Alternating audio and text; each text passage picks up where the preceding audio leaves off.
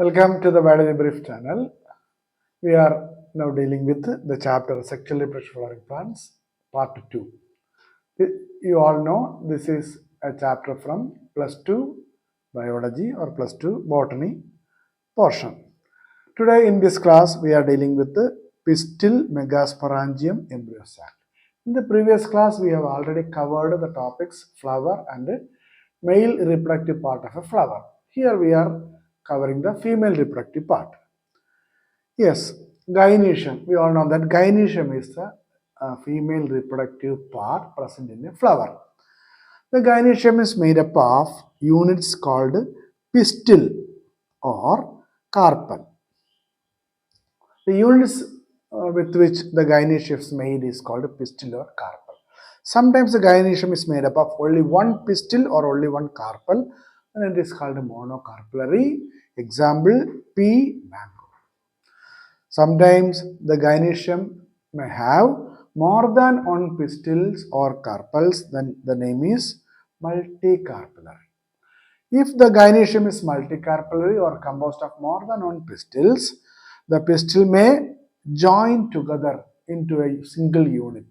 Then it is called a multicarpellary syncarpus, just like papaver as you see in the diagram. Here this is the gynoecium of papaver. Here the condition is multicarpellary syncarpus. Here the carpels are united. Let us look this picture. This in here the carpels are free or pistils are free. Here the condition is multicarpellary apocarpus. This is gynoecium of Michelia champaga. Then if we move forward, what is the structure of a pistil? We all know that pistil is the unit of gynoecium. Other name for pistil is carpel. A pistil or carpel consists of three parts, namely stigma, style, and ovary. The terminal portion is called stigma. In majority flowers, the stigma is a flattened portion, and it is a platform for receiving pollen grains, or it is a part at which the pollen grains are attached. Then style is the descending part from stigma, elongated structure which connects ovary with stigma. The basal swollen portion or the basal fertile portion is called ovary. It is a fertile part. The ovary consists of placenta. Inside the ovary, a soft tissue called a placenta, from which the ovules develop. Based on the place of placenta, there are many placentations as you studied in the first year. The ovary consists of one ovule or many ovules. Sometimes only one ovule inside the ovary, such as in plants like wheat, paddy, mango. In wheat, paddy, mango, you can see only one ovule inside the ovary. If we examine the ovary of papaya, watermelon, or orchids, there are many ovules inside the ovary. Therefore, many seeds are developed from that plants. Papaya, watermelon, and orchids. Yes. Then we are going to study the structure of ovule present inside the ovary. Ovule consists of mainly two parts, covering, one or two covering. The coverings are called integuments. Inside the integument, the body of the ovule will be there. The body of the ovule is called nucellus. Nucellus is the body of the ovule. Here there is a diagram of ovule. Ovule is also called megasporangium. Sporangium in which megaspores are developed. So, megasporangium is the another term for ovule. Here, what is the structure of ovule? We know that ovules are developed from placenta. The stalk that connects the placenta with the body of the ovule is called funicle. Funicle is the stalk of the ovule which connects placenta to the body of the ovule. Then the point at which the funicle connects the ovule, or the junction between the body of the ovule and funicle is called a hilum. Study carefully. Then one or two covering for that ovule. We know that if there are two coverings, one is outer integument, the other is inner integument.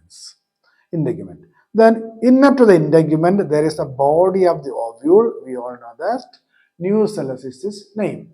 Nucellus or body of the ovule. In the nucellus, embryo sac will develop. We will study the development of embryo sac. Then the integument cannot completely cover the nucellus. At one point, the integuments leave a hole, and that hole is called micropyle, and that region is called micropylar pole or micropylar end. Then, just opposite to that micropylar pole, we know that there is a portion called chalasa, and that end is called chalasal end. The two opposite sides of an ovule are micropyle and chalasa. These are the parts labeled in this diagram. Yes, if we go forward, megasporogenesis. What is megasporogenesis? It is the development of megaspores from megaspore mother cell. Megasporogenesis is a process of development of megaspores from megaspore mother cell. Here in the micropylar region, a new cell is there. This nucellus, a nucellar cell just below the micropylar region becomes the megaspore mother cell. Here in this diagram it is shown here. This is megaspore. This is a micropylar end. This is the nucellar portion, and this is a megaspore mother cell. Then this megaspore mother cell, it is the part of sporophyte. Therefore, it is 2x in nature. Here, megaspores are the first cell of gametophytic generation. So, the megaspore mother cell should undergo meiosis to form megaspores. Here, this megaspore mother cell undergo first meiotic division. Two megaspores are formed, and it is called megaspore dyad. The two megaspores again undergo second meiotic division to form 4 haploid megaspores. They are linear in arrangement, so it is called a linear tetrad of megaspores. Here, that 4 megaspores are arranged in a line. But from this 4 megaspores, 3 at the micropylar ends degenerates, and only 1 at the base survives, and it is called functional megaspore. 3 at the micropylar degenerates, and only 1 becomes sustained, and it is called a functional megaspore. This is the end of megasporogenesis. From this functional megaspore, megagametophyte or embryo sac to be formed. From this functional megaspore, that process is called megagametogenesis. The process of formation of megagametophyte or embryo sac from the functional megaspore is called megagametogenesis. That means the formation of female gametophyte or embryo sac needs 2 processes. First one, megasporogenesis, and the second one, megagametogenesis. What is megagametogenesis? Look, here, this is the functional megaspore. 3 megaspores degenerated, and this is the functional megaspore.